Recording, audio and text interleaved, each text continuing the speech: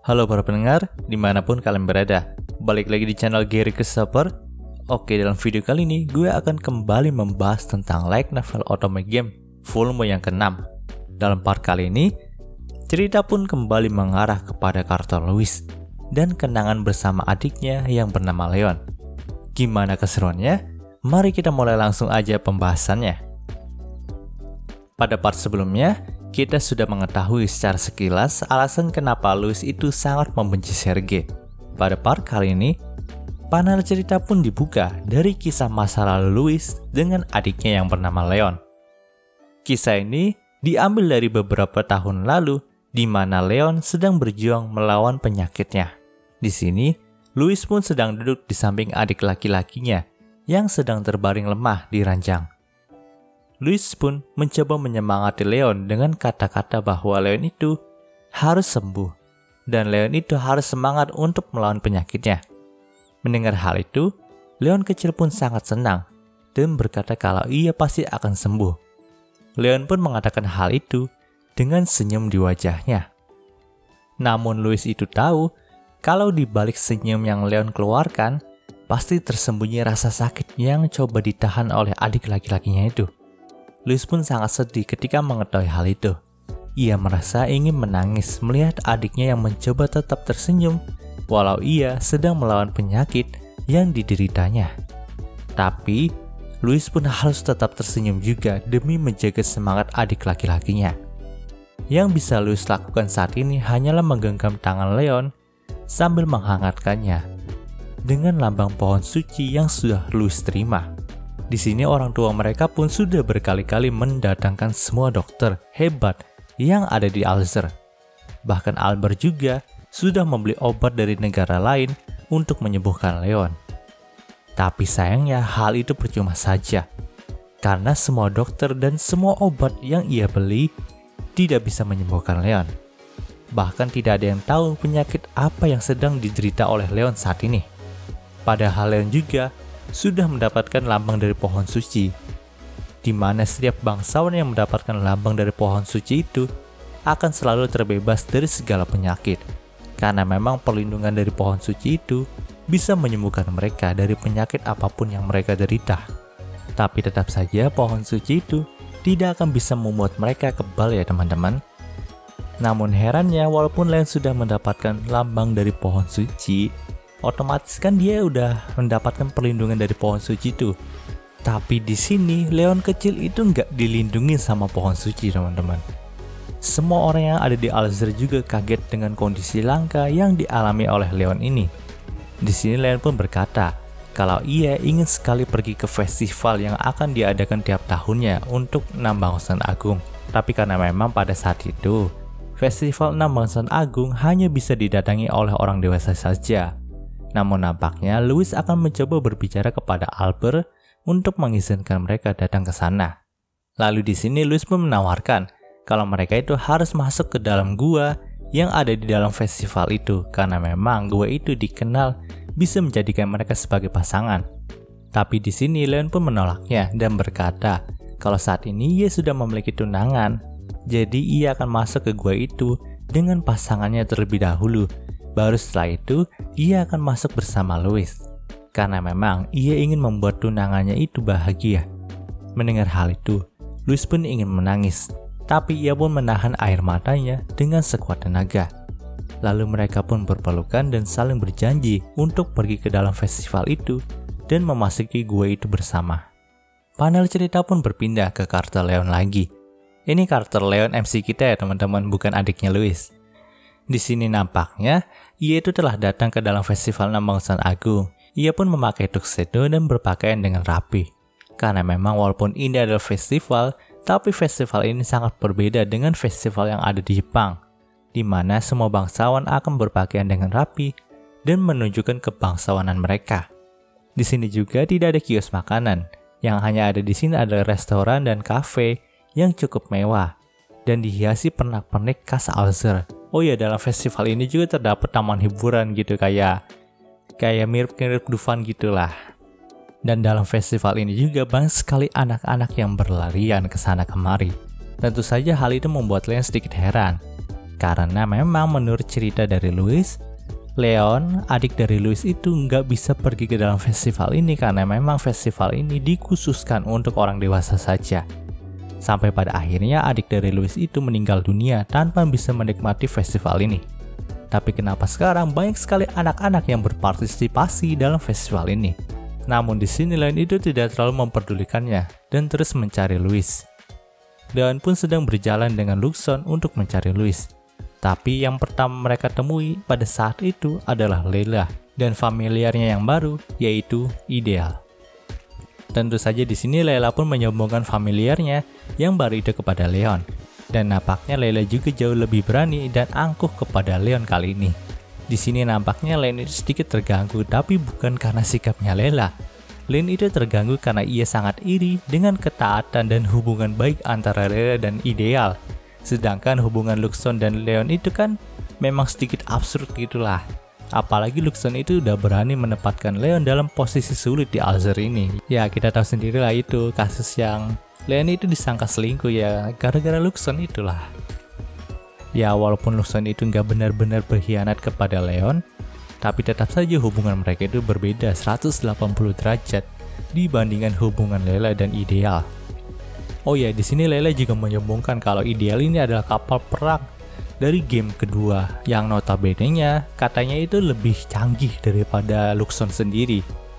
Ya, memang di sini Luxon juga berkata kalau memang ada beberapa bagian dari Ideal yang mampu mengalahkan Luxon itu.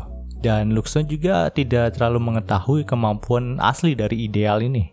Padahal Ideal itu adalah kapal pengangkut. Tapi entah kenapa Ideal itu memiliki beberapa fitur perang ataupun fitur pertahanan yang lebih canggih daripada Luxon. Mendengar hal itu, Leon pun agak sedikit khawatir tentang menjadikan Ideal sebagai musuhnya nanti. Tapi di sini Layla pun langsung meninggalkan Luxon dan Leon dari sana. Namun tak beberapa lama, akhirnya Leon pun dihampiri oleh Louis yang memang sudah mencarinya. Di sini, Louis pun sangat anggun dengan gaun dan mantel yang ia kenakan. Lalu mereka pun pergi bersama ke dalam festival untuk memenuhi janji Louis dengan adiknya yang bernama Leon. Setelah berjalan-jalan sebentar, Leon pun berkata, "Di sini banyak sekali anak-anak ya." Mendengar hal itu, nampaknya Louis itu mengerti arah pembicaraan Leon. Jadi, ia pun berkata memang pada awalnya festival ini dikhususkan untuk orang dewasa saja. Tapi setelah adik dari Louis itu meninggal, ayah mereka itu mengizinkan kalau festival ini boleh didatangi oleh anak-anak. Mendengar hal itu, Leon pun hanya bisa mengangguk saja karena memang ia sedikit takut jika perkataannya nanti menyinggung Louis. Karena memang Louis akan menjadi sedikit sensitif ketika berbicara tentang adiknya. Mereka berdua pun mengunjungi gua yang memang dijadikan tempat utama dalam festival ini. Dari kejauhan, Leon itu bisa melihat ada satu pasangan yang masuk ke dalam gua. Lalu laki-laki dari pasangan itu pun langsung melamar pacarnya di dalam gua itu. Awalnya Leon mengira kalau laki-laki itu akan ditolak mentah-mentah. Mengingat Leon itu kan besar dan hidup di kerajaan yang semua wanitanya menganggap pria hanyalah sampah. Tapi kenyataannya, lamaran pria itu pun disambut baik oleh pacarnya dan semua orang yang ada di dalam sana.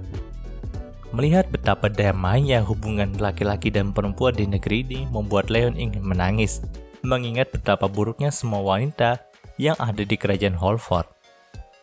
Di sini nampaknya antrian menuju gua itu juga sudah agak padat, jadi mereka pun memutuskan untuk menitip tempat kepada petugas di sana. Lalu mereka pun pergi ke sebuah taman hiburan untuk menunggu. Dalam taman hiburan itu, Leon dan Louis pun sangat bersenang-senang layaknya seorang pasangan.